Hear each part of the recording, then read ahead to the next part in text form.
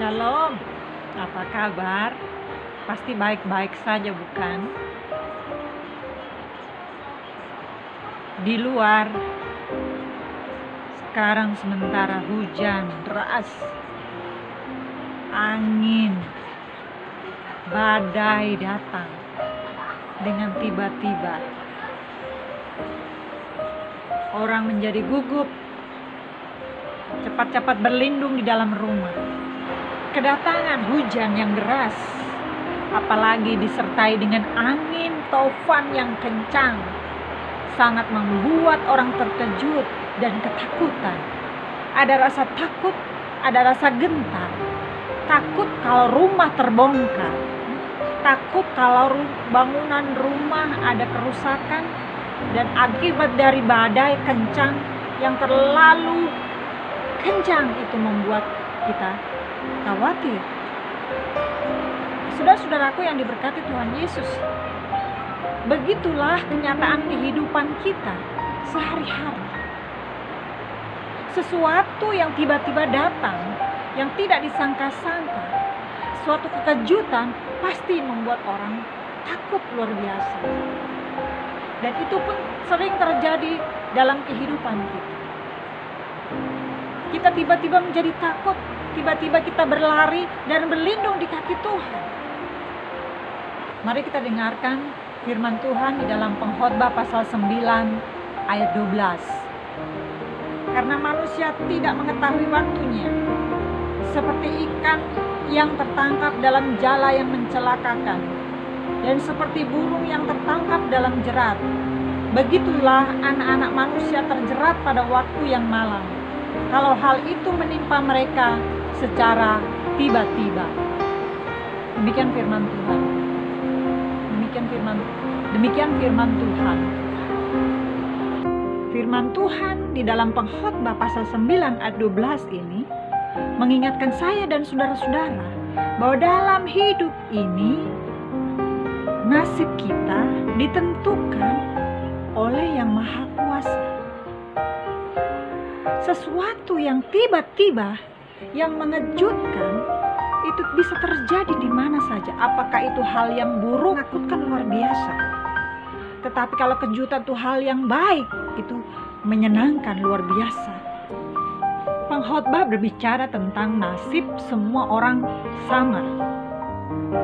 Baik orang yang benar ataupun orang yang fasik, orang yang baik ataupun orang yang jahat. Binatang satu dengan binatang yang lainnya juga sama, yang pada akhirnya nanti menuju kepada kematian.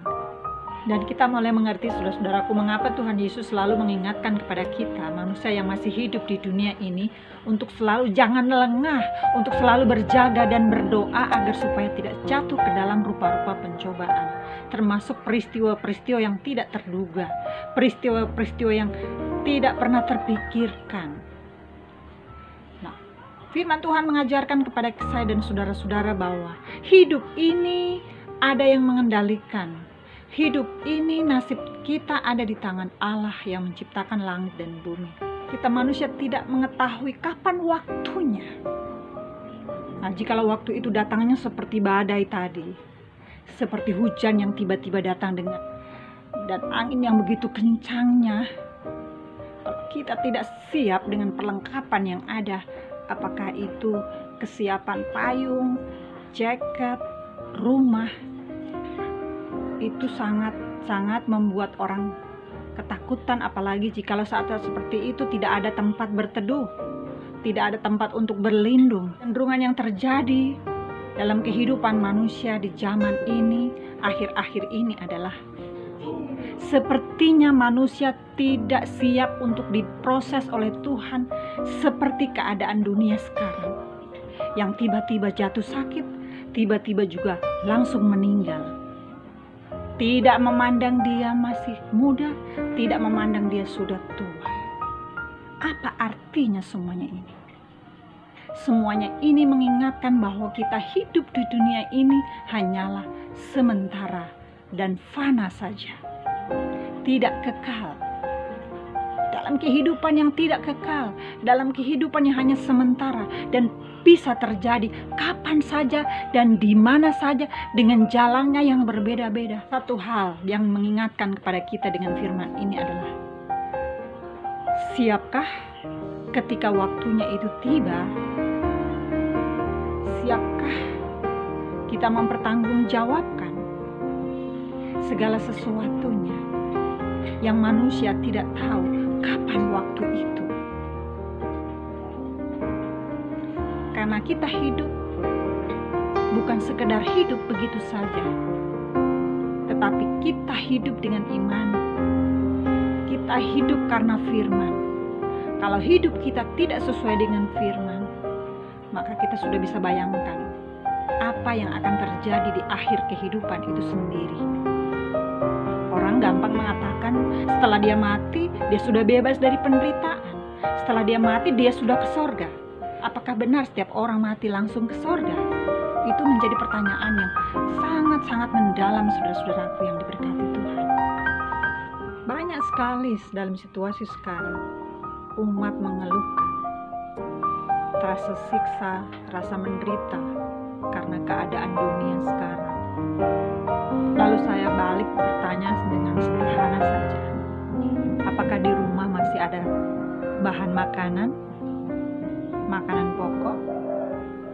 Apakah di rumah dalam keadaan sehat, bisa makan dan minum? Mereka katakan masih ada semua. Bersyukurlah, saya katakan, bersyukurlah masih bisa makan dan minum. Bersyukurlah masih dalam keadaan sehat dan kuat, bisa bekerja, bisa menikmati hidup ini. Karena di luar sana begitu banyak umat sekarang yang menderita, tidak ada makanan, tidak ada rumah, tempat tinggal, dan dalam keadaan sakit-sakitan, dan banyak yang mati. Mengapa mengeluh? Mengapa merasa menderita? Karena sesungguhnya kita harus bersyukur dan selalu mengucap syukur dan berterima kasih kepada Tuhan yang memberi hidup. Sudahkah kita menyadari itu kita harus bersyukur?